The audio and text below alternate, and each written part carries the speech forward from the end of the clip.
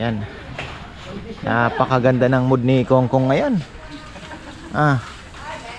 Siya lang ang panalo kahapon, naka 1,000 eh. Hinahanap po siya ng guest namin. Kaya talagang dapat linis ganitong oras na lang bago dumating po yung mga bisita natin. So, yun, mabilis lang naman.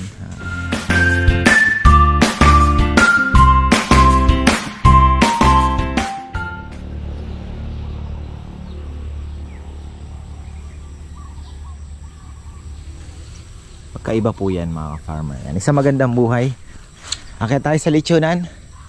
Tapos na yung aking duties bagay dito sa ating tilapia. Nagpakain na ako. Nakapag-spray na tayo ng talong dahil maraming kalaban, pero binabiti ng kaunti doon. At nag-spray na rin po ako ng kaunti sa mga bago nating tanim para yung mga uod na itlog mga bagong pisa na nakaabang lang po dyan sa soil. Dahil pagka nagdahon, nakaabang lang siya aakyat para manginain, mapatay na natin. So ayan spray tayo ng konti dyan. Tapos akyat na tayo. Ayan, maraming salamat at may mga orders po tayo ng lechon. Tapos si Bebe may transaction siya kahapon na medyo bothered siya, pero ayun, ginaw niya.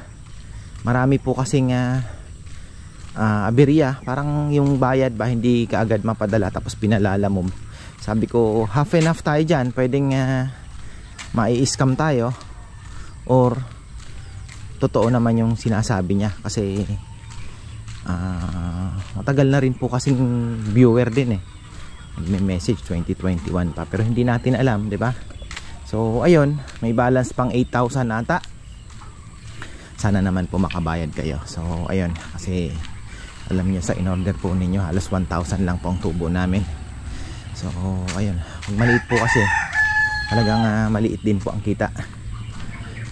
Kaya nga sabi ko kung kaya lang ngayon maliliit na naman ang order. Marami pong 20 kilos. Tapos ano ba to? Yung 25 kilos. So ayun, pero nairaos naman kasi si Tatay Feli meron tayong nakuha. Ayan. So ano na ba ang ginagawa nila? Ayan, tropa natin, mabilisan na lang. Papawalis natin yan ng problema kasi pagka masaya may kasamang laro, pag nagtatrabaho mabagal. Iba yung pinapalo talaga yung kabayo, tumatakbo ng mabilis Ayan. Napakaganda ng mood ni Kongkong ngayon. Siya lang ang panalo kahapon, naka 1,000 Hinahanap po siya ng guest namin. Sabi niya, pero kung alam niya, sabi niya, alam ko magaling magtago si Kongkong, pero bibigyan ko pa rin. Alam niya Alam niya Kaya nagkakalokohan po kami dito pag may nagko-comment na si Kongkong daw ang pinakamasipag. Wala pong nag-agree sa mga boys. Ay nako. So ayan, wala kayong magagawa kako, ibang karisma ni Kongkong. So ayan. Kaya ako nga kako, bibiruin ko lang, marami nang nagagalit sa akin Alam niyo yung mga biruan po namin, na yun, normal na. That's the reality, di ba? Reality po yun Hindi tayo pwedeng magpakunwari na parang di makabasag pinggan na sinasabi. So kung ano yung nakikita nyo dito, yun na yun. At siguro ganoon din naman kayo sa bahay kahit sa ibang lugar, pag kayo mga barkada ninyo, ganyan din kayo magbiruan, di ba? So it's just the same. Hindi naman po para laitin or what ano yan natural yun mga farmer. Ibig sabihin magkagaanan ang loob ninyo, kaya ganun ang biruan namin. So sana naiintindihan ninyo. Parang aso lang, di ba? Yung aso, depende sa pagtulog niya yung kanyang nararamdaman sa isang lugar, di ba? Pag nakahilata na relax siya. So ganun din po kami dito, na kung ganyan kami magbiruan, nakala ninyo parang masyado namang pero yun, pinapakita lang po na ganun kami kakampante sa isa't isa dito, na kung magbiruan talagang matindi. Ayun. Sana naiintindihan ng iba, pero yung ibang hindi nakakaintindi, okay lang kasi hindi naman natin lahat, 'di ba? Sabi ko nga nung nakaraang vlog, talagang nag-explain din po kasi talagang alam niyo 'yun. Talagang totoo ang kasabihan na you cannot please everybody. Kasi pag hindi ka na gusto ng tao, hindi na makikita yung maganda mong ginagawa. Hahanapan ka na, ultimo maliit na dumi, ultimo maliit na dot sa bond paper, makikita po yan na dumi. Diba? So, pati nga yung kuko ko daw nanggigitata. Siyempre naman minsan mag-explain ako ganyan. May mga hinahawakan po ako na madagta. Diba? Nakakapit sa kuko. Hindi niyo naman matatanggal. Minsan ano ba yon? Minsan nahahawak ka ng may langis. 'Di ba? So, akala nyo kasi ganun din lang ginagawa ko, pero minsan nahahawak ka ng may langis, may kakalikutin ka. So, talagang kakapit po diyan. Hindi niyo basta-basta matatanggal. Kagaya niyan, inuhukay ko yung mga tanim ko. Minsan tinatamad na akong hanapin yung shovel. 'Di ba? Gagamitin ko yung kamay ko. Minsan, 'di ba, may mga uling po yung tawag dito, yung lupa. Minsan kinuha nila sa ulingan, madumi talaga ang kuko. So, yung mga ganong bagay ba na ganon talaga. Mas maganda ng madumi ang kuko mo kaysa madumi ang budhi mo. Ay nako. So, ayan po. Ano na ba? Ayan, tingnan nyo. Ganyan ka magkasaya dito. Si isa-isa, nakatingin na naman.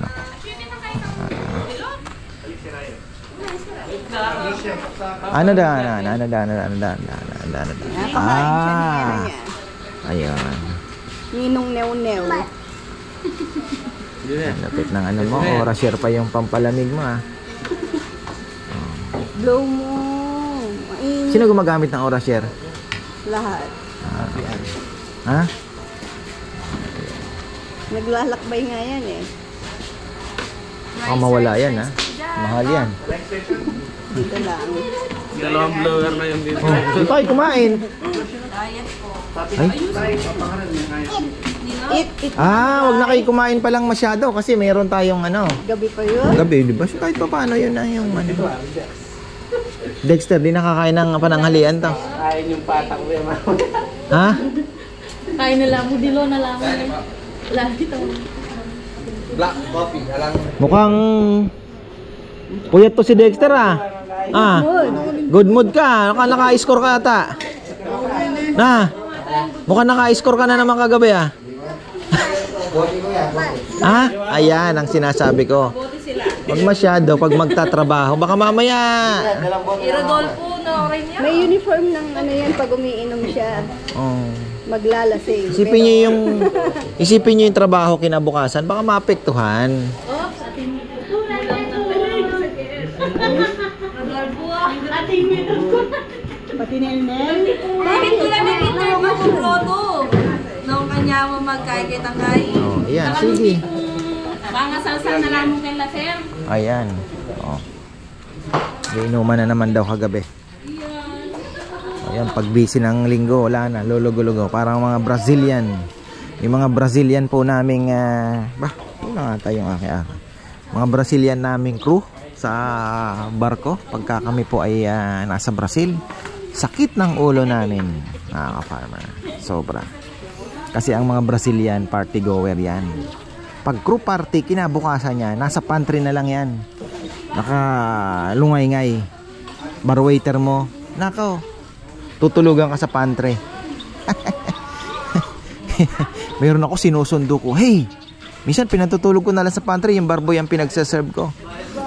Kasi talagang wala, tatago mo. Alam naman ng mga bar manager, wala magagawa. Kasi may pinirmahan po silang agreement na ilang percent ng crew member must be Brazilian. Parang ganon, pagka nasa Brazil ka. Yeah. Minsan first contract bartender, first contract assistant bartender. Wala kang magagawa. Ayan. Kain na tayo. Anong ulam? Tuyo tsaka noodles? Tsaka sa'yo nung nakapang kaya.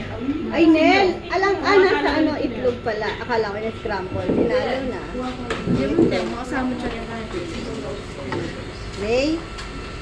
Gusto mo ng rice? Kain. Marami tayong bisita ngayon, guys, ha? Be ready. Para pagdating ng ating mga bisita, malinis na tayo. Kahit pagpasensya nyo na, talaga pong maraming dahon dahil umulan na naman kagabi. Isang bagsakan lang ng ulan, isang hangin lang. Dami pong daming dahon na bumabagsak. Kaya talagang dapat linis ganitong oras na lang bago dumating po yung mga bisita natin. So, yun, mabilis lang naman. Pagbayanihan, mabilis lang. So, ayan, ito yung ating dream kubo dito. Ay, yung ating avocado, mga ka-farmer. Laki na. Ano din to? Narcoted. Yung isa hindi gumanda. Ayan o. Ilipat na lang natin dito siguro. Doon, lipat natin. Usog natin doon. Kasi ang dami na nating avocado dito. Yung sa may bahay, ang ganda. Ang ganda rin po nung kaya lang hindi ko po alam kung anong klaseng avocado yung, kasi yung lalaki din ng dahon. Ito nga parang mas maganda oh. Tingnan nyo, parang mas malalapit pa sa has ito eh. Diba? Ganyan po yung dahon po ng has. Baka ito pa yung mas malapit-lapit sa has. Tingnan nyo.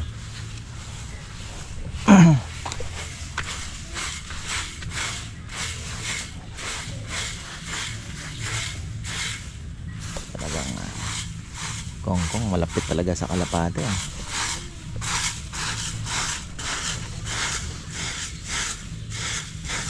May pa-training ka ba ngayon, Kong? May pa-training ka?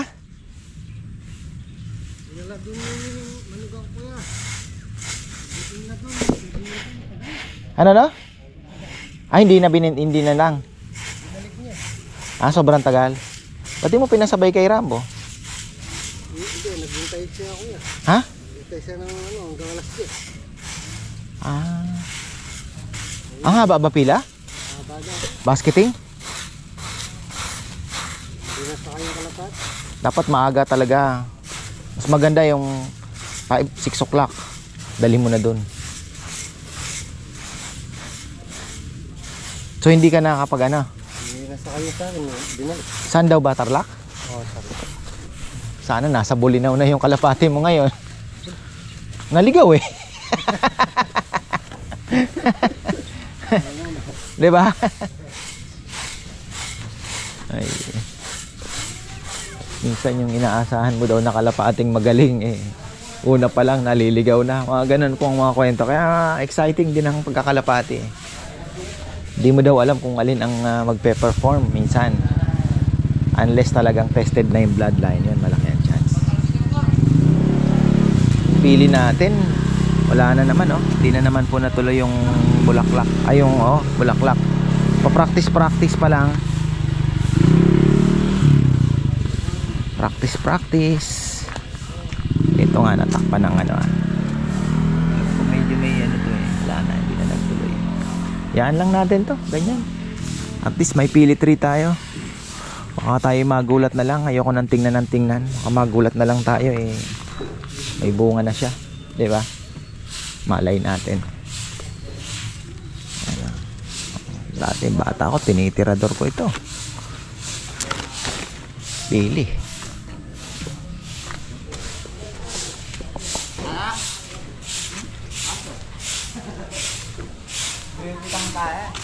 So pag linggo, naka-ready na po kami yung aming lamesa dito dahil pagka linggo sana mangyari po uli ito pag linggo, pati ito na-occupied po ito, napupuno ito ng guest din kasi nga minsan wala na pong mapaglagyan dyan.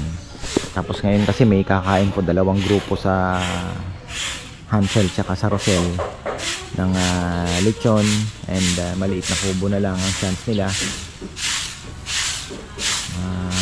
Sigurado kung maraming pupunta dito na po sila niyan. Alang may mga talaga na gusto po nila yung kubo eh. Kaya lang yun nga, may iniisip akong design doon sa picnic table na ibububong natin tapos ang kubo design din, tapos medyo may konting ano sa side na para mas relax naman po sila. Diba? Titingnan natin kung kayang gumawa pagka nakaluwag-luwag. Kay Junjun ang kailangan natin dyan kasi siyang welder eh. Puro bakal po ang papagawa natin. Tapos pag-aralan na rin yung costing, kung magkano ang abutin.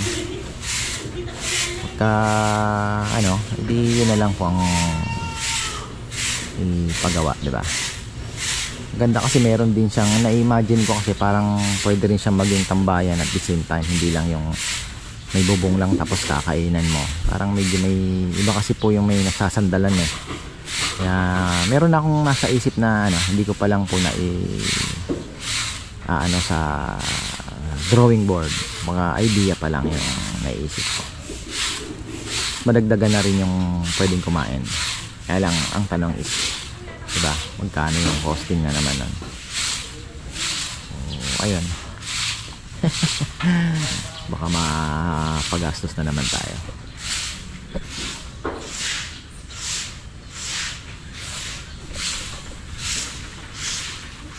Ayan, kailangan, sabi ko medyo malaki, nasa 60 po yan eh. Susunod din kukunin na lang natin mga 50 kilos na crossbreed. Yan pinaka ano, kasi 45-40 pa ang hirap pong habulin ng kita. Talagang ano, shipping nyo mahal din po syempre ang kuha natin.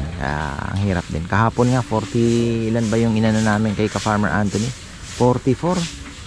14 kilos ang naibenta. Buti na lang naibenta ko yung ulo. Ulo yung tubo. Malinis yun malinis, wala pong tira.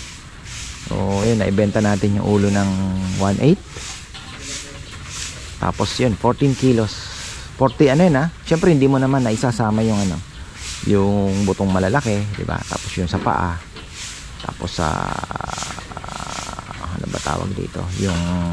Yung paa nabenta din po pala, pero magaan yun eh. Ilang, baka wala pang 1,000 yung sa paa nabentahan. O baka 600 to 500 lang siguro yan, kasi ang gaan ng paa pagka tinimbang. Tapos yung taba, mga ka-farmer, ang mabigat kasi nalusaw na rin. So tapos marami pa rin natira. Syempre hindi ko naman po maisama, kaya medyo sabi ko nga kay ka-Farmer Anthony, medyo nahihirapan din akong habulin din yung target na ano natin, profit sa per kilo pag 45, tapos native na puro. Dapat talaga crossbreed. Yun ang ano, ang ano namin. So sina Sevi naghahanap na rin. Sabi ko 50 kilos lang target natin para mas maganda naman yung baboy. Ito na lang, may order po tayo yan. Ilan ba? 7 yata o 8? Parang, ilan ang order na po? 7.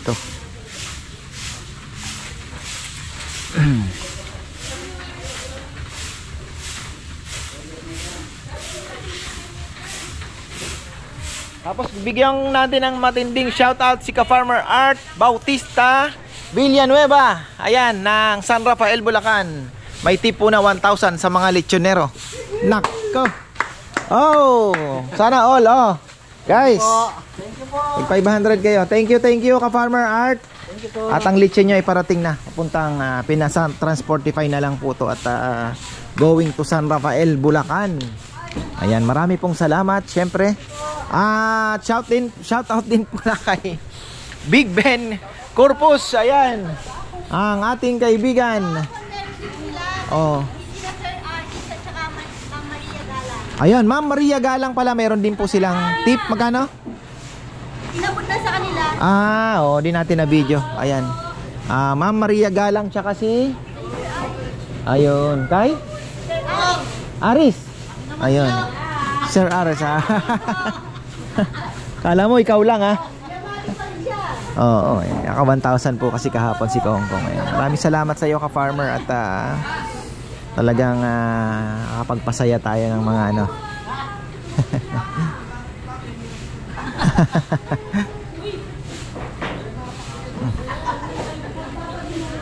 Kahapon lugi tayo kahapon sa business. medyo ano tayo, negative tayo. Pero nandiyan naman po yung baboy. Wala namang ano. Lang, yun nga, hindi po natin na ibenta ng kahit makatablaman lang kasi medyo nagdagdag po tayo ng tao. Kita nyo yan, marami ang tao na yan. Kaya, ayun. Kaya yung may pumunta dito, taga-Arayat, sabi, mahal naman ang lechon niya. Sabi ko, parehas din lang naman po sa ibang kwanto. Actually, galing nga kami sa Balanga kahapon, ay nung isang araw. 1 to din po yung lechon nila. So, ayun. Sabi ko, 1 to po kasi syempre may mga tao tayong pinapasaho, di ba? Pero hindi na ako nag-explain. Di ba? So, hindi naman naiintindihan ng iba yun eh. Depende kasi talaga sa, alam mo yun, may mga ano kasi na minsan nga sasabihin, magkano lang namang kilo ng baboy sa palengke? Hilaw, di ba? 400 liempo hilaw. So, ito pinag-uusapan, luto na, ginamitan ng uling, di ba? May tao na nagluto niyan, may ricado. So, syempre may tutubuan mo din yan, di ba? Alangan naman kawang-gawa ang gagawin mo, di ba? Hindi naiintindihan ng ibang, siguro hindi po naranasan mag-business. So, ayun, nakakapagsalita ng gano'n. Tapos, ayun nga, actually, kagaya nga kanina, kinikwento ko, kano lang po ang, halos ulo lang po ang tubo kahapon dun sa naibentang isa. Diba? So may mga may mga scene po na hindi na syempre maiintindihan nyo lang po pagka naranasan nyo na naandun na kayo. Kagaya nung may nag-aano sa amin dito na dinidiscourage namin actually magcha-chop ng lechon, tatayo din ng kainan, dito kukunin yung lechon. Kung catering ka, walang problema, pero kung restaurant, kainan din, hindi naman po pwedeng hindi namin kayo tubuan. Kami nga binibili na namin yung baboy, kami na naglilitsyo, nahihirapan pa, 'di ba? So paano pa po kayo unless ibenta nyo ng mas mahal at tanong ba may bibili? Yun lang naman.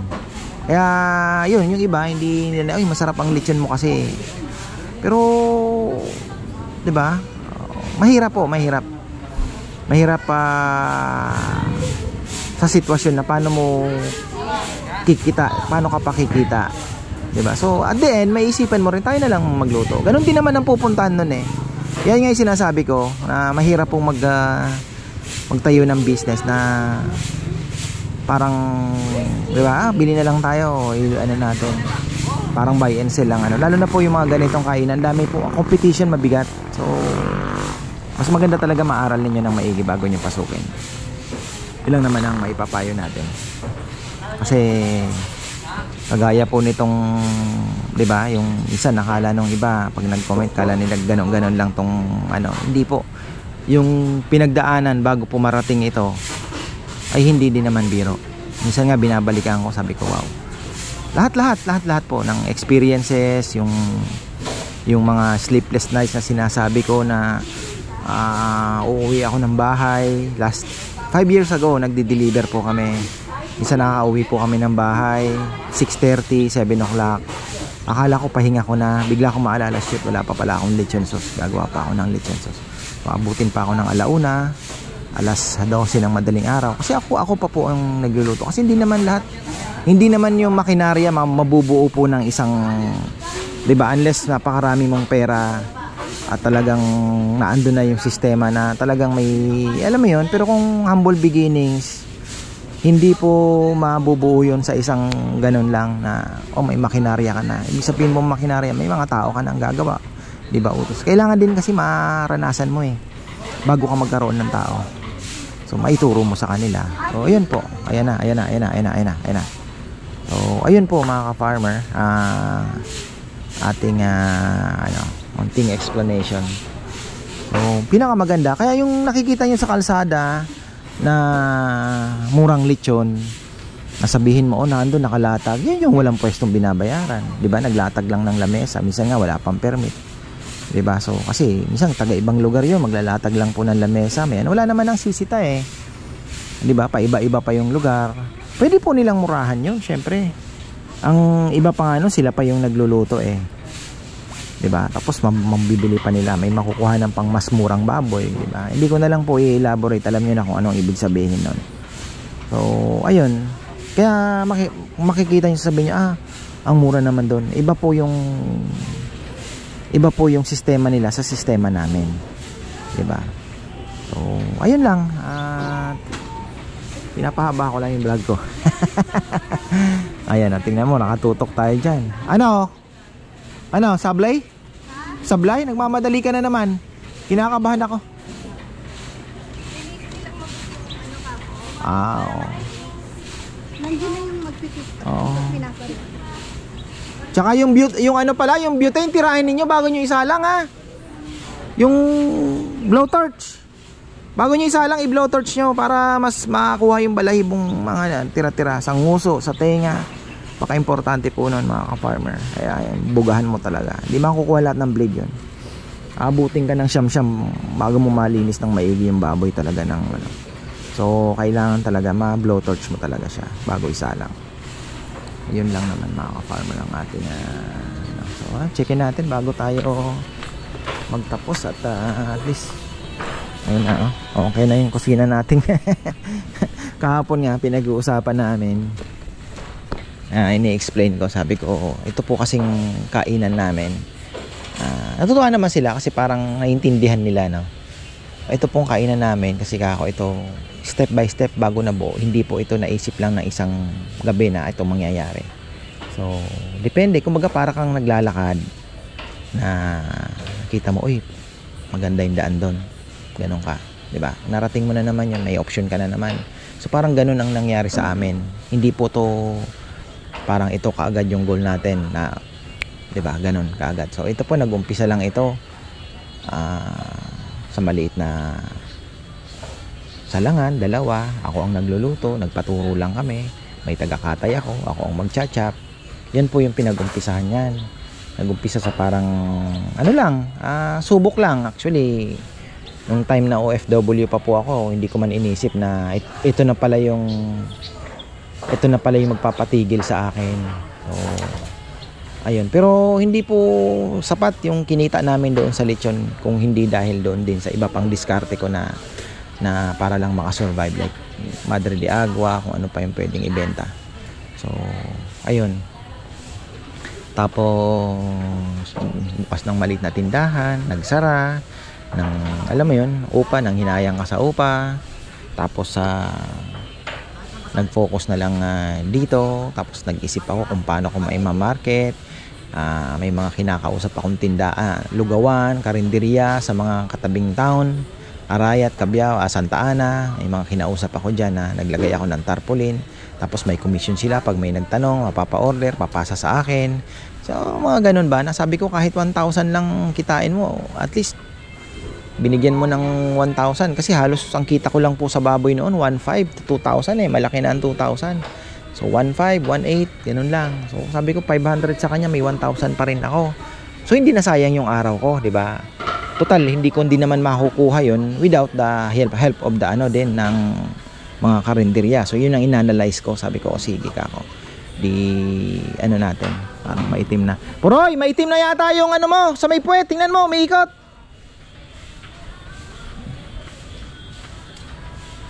Makikita ko pa no? So ayun, yun yung mga iniisip ko. Kaya minsan tas Madre de Agua, minsan 7 po ang benta ko Tapos minsan tatawad ng 4 pesos. Siyempre bibigyan ko pa yung magpuputol ng tao ko. Tapos sige, kaya pa yan, may 3 pesos pa rin. O sa 1,000 cuttings naman ang bibili niya, may 3,000 pa rin ako. Tapos magagasolina ka ng 500 papunta. So yung araw mo may 3,000 ka pa rin. Yung mga ganon ba? So doon po dumating yung na yung diskarte ba na nakatulong po talaga yung Madre de Agua. At the same time yung ating lechon, help together, di ba? Helping each other para lang makasurvive.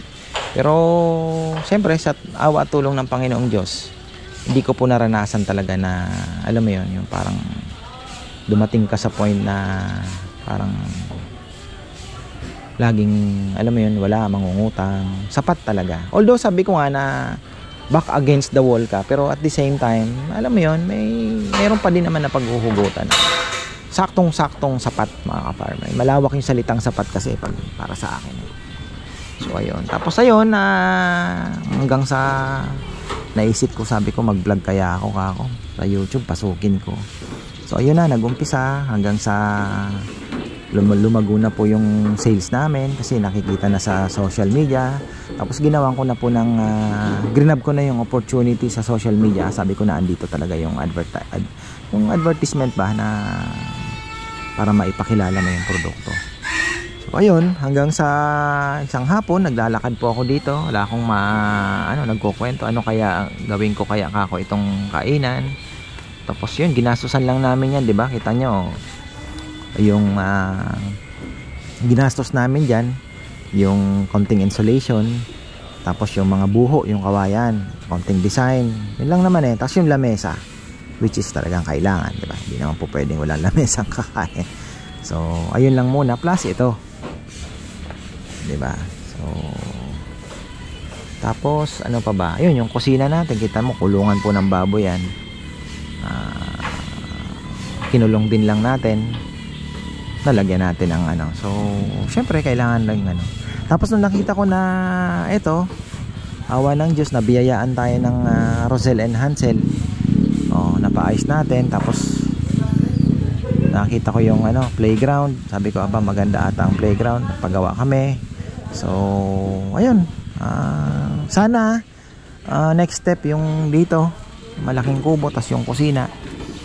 Yun po yung ating pinag-aanohan din, pinagsisikapan na target bago matapos itong taon na to. At least mayroon tayong another na din na pag ano ba tawag dito, masasabi natin na achievement na naman, di ba? So minsan nagugulat po yung mga pumupunta dito, yung ka-farmer, yung mga hindi na masyadong nakakapanood, pero yun nga, supporter pa rin naman. Sabi nga, ka-farmer, laki na ng pinagbago, last time pumunta ako dito hindi ganito, alam mo yun, pero ma-feel mo sa kanya na natutuwa. So ayun lang mga ka-farmer, at tapos na tayo, ayan, okay na tayo. So sabi ko sa mga boys, magwalis na tayo pagkatapos kumain habang naghihintay kung tapos na rin naman, para di ba malinis ang paligid. So ayan, marami pong salamat mga ka-farmer. Sana naman maganda ang panahon ngayon, at sana naman is Father's Day ngayon mga ka-farmer. Ayan ang sabihan namin, sana ma-Father's Day kami. So ayan, maraming salamat at magandang buhay.